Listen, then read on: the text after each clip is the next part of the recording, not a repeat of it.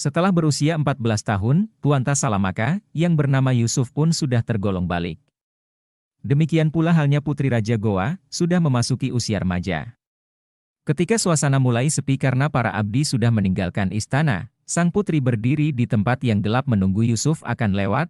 Tak lama kemudian, Yusuf pun berlalu dan ternyata dialah yang paling akhir keluar. Dipeganglah tangannya oleh sang putri sambil berkata, "Kanda, aku sengaja menunggumu di sini, ku minta kerelaan hatimu, aku cinta padamu, Dinda." Hal itu tak mungkin terjadi karena beberapa sebab, kata Yusuf. Pertama, Dinda adalah bangsawan, putri raja sedangkan saya hanyalah abdi. Kedua, kita telah dipersaudarakan oleh raja. Ketiga, saya adalah pembawa cerana raja.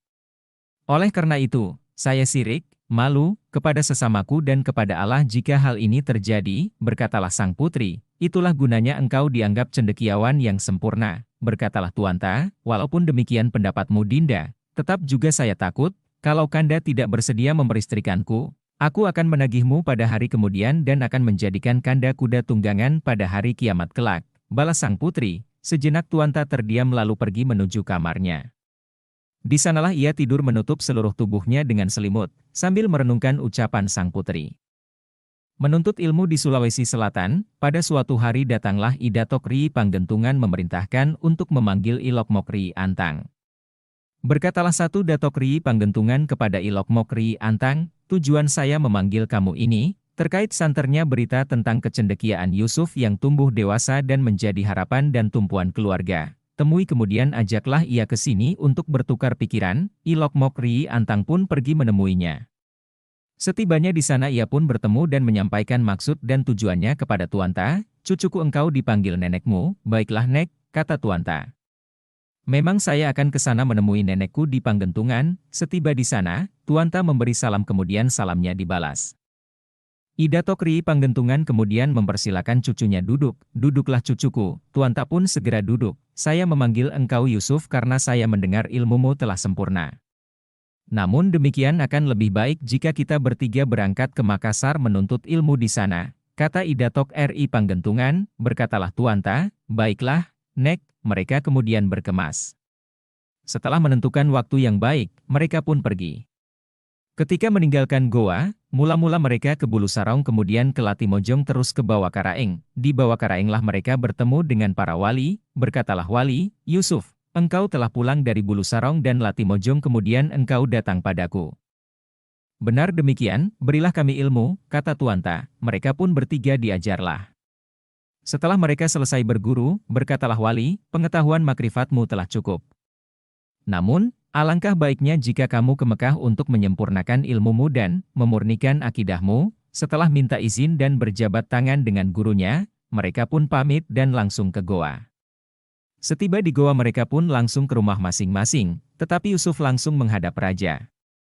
Ketika raja melihatnya, ia sangat gembira karena tahu bahwa Yusuf baru kembali dari perantauan menuntut ilmu.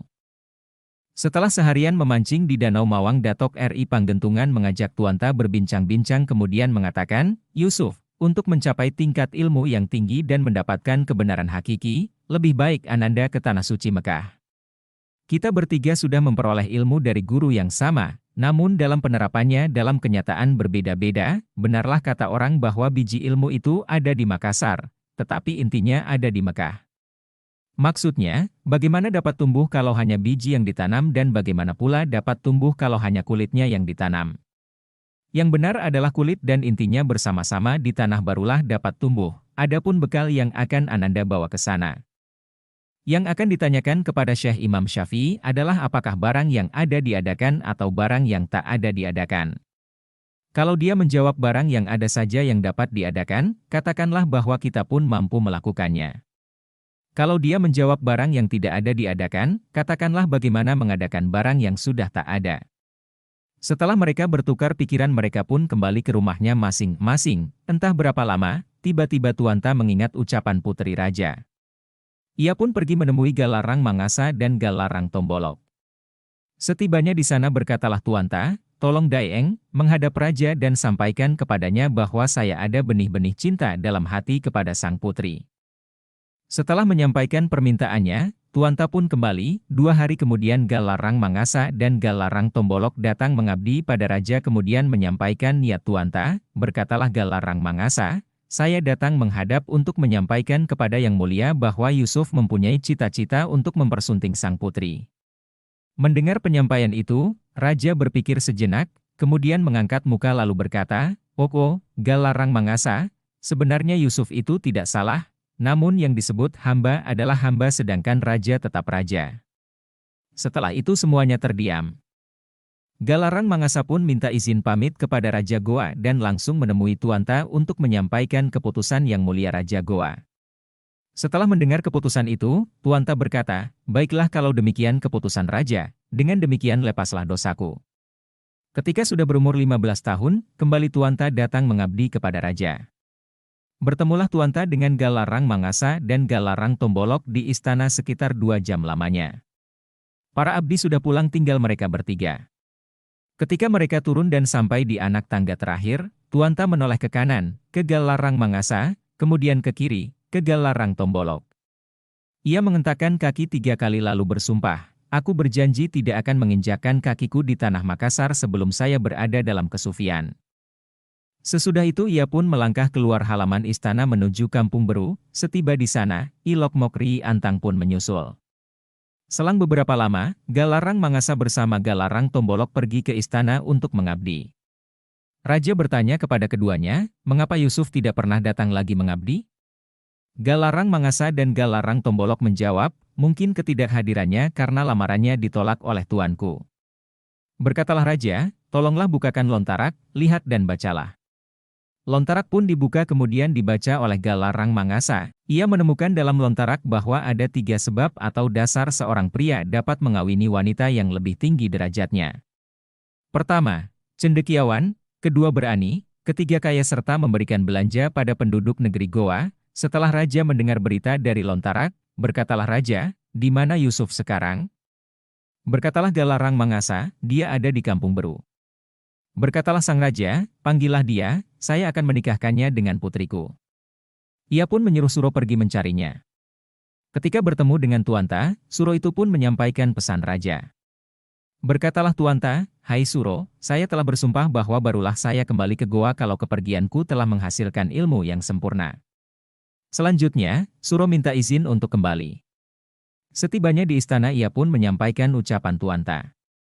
Berulang kali Suro menemui dan membujuk Tuanta namun gagal karena Tuanta tetap tidak mau ke Goa. Oleh karena itu, raja mengambil keputusan, kalau Yusuf tidak mau kemari, bawalah sang putri ke Kampung Beru lalu nikahkan. Setelah beberapa lama menikah, muncullah keinginan dalam hati Yusuf untuk berangkat ke Mekah. Setelah cukup 40 hari pernikahannya, Tuanta meminta istrinya kembali ke istana karena ia bersiap ke Tanah Suci. Ia pun mengantar istrinya ke istana kemudian kembali ke rumahnya untuk berkemas-kemas berangkat menuju Tanah Suci Mekah. Seusai berkemas, ia pun menentukan hari yang baik. Setibanya waktu yang diinginkannya ia pun pergi bersama Ilok Mokri Antang. Mereka berlayar 7 hari 7 malam di samudera yang luas. Tiba-tiba jurumudi meminjam pisau pada juru batu untuk dipakai memotong kuku. Dengan tidak disadari pisau itu jatuh ke laut, juru batu sangat marah kepada jurumudi begitu tahu pisaunya hilang, bahkan hampir saja terjadi perkelahian di antara keduanya. Akibatnya, perahu berlayar tak tentu arah. Berkatalah Tuanta, "Hai jurumudi, mengapa perahu tak menentu jalannya?" Jurumudi menjawab, "Pisauku hilang, Tuan." "Jatuhnya di mana? Apakah di depan sang kilang atau di belakangnya?" Tanya Tuanta. "Di belakang sang kilang," jawab jurumudi. "Siapa yang punya ikan kering?"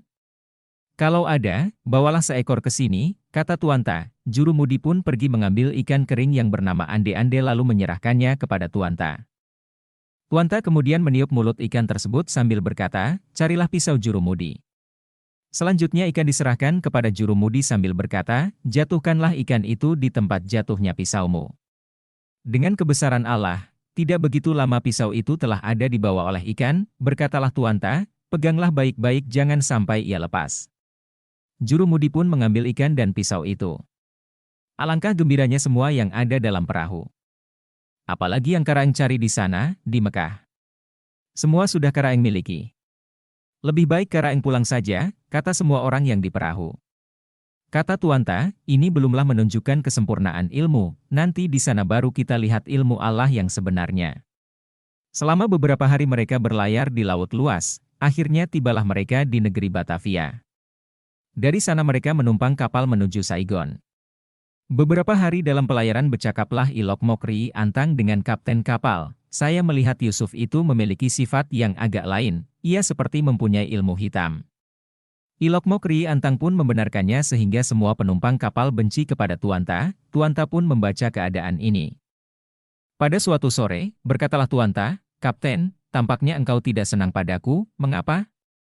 Janganlah berbuat seperti itu. Sebagai hamba Allah, kita harus saling mengasihi satu dengan yang lain."